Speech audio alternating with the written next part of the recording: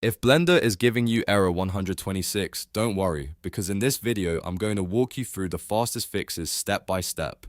This error usually points to a missing DLL, a broken dependency, a GPU driver issue, or an incomplete installation, and the good news is that most people can fix it without doing anything too advanced. So if Blender won't open, crashes on launch, or shows error 126, stay with me and follow along carefully. And before we jump in, make sure to hit like and subscribe for more simple software fixes and tutorials just like this. First, let's start with the quickest solution. Right-click Blender and run it as administrator. Sometimes Windows blocks certain files or permissions, and opening Blender with admin rights is enough to get it working again. If that doesn't fix it, restart your computer. A simple reboot can clear temporary issues and reload system services that Blender depends on. Now, if the problem is still there, the next step is to reinstall Blender. This is especially useful if the installation is incomplete or some files became corrupted.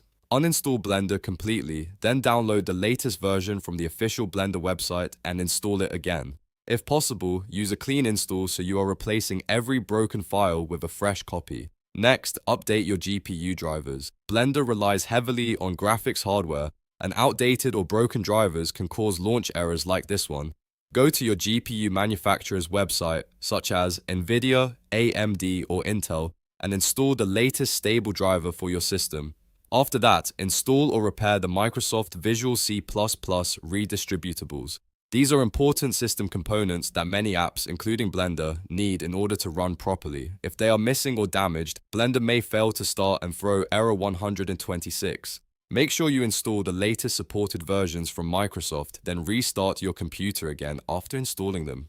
Now let's check your system files, because corrupted Windows files can also trigger dependency errors. To do that, press Start, type CMD and right-click Command Prompt, then choose Run as Administrator. Once the command prompt opens, type sfc/scannow and press Enter. This will scan your system for corrupted files and automatically repair them if needed. It can take several minutes, so be patient and let it finish. If Windows finds and repairs anything, restart your PC one more time and test Blender again. Also remember that error 126 often means a missing DLL or system library. So if Blender still refuses to launch, the issue is usually connected to drivers, dependencies, or a damaged install rather than the app itself. In most cases, the combination of reinstalling Blender, updating your GPU drivers, and repairing system files will solve the problem.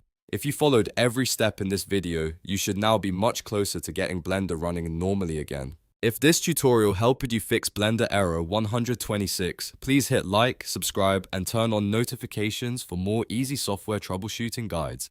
Thanks for watching, and I'll see you in the next one.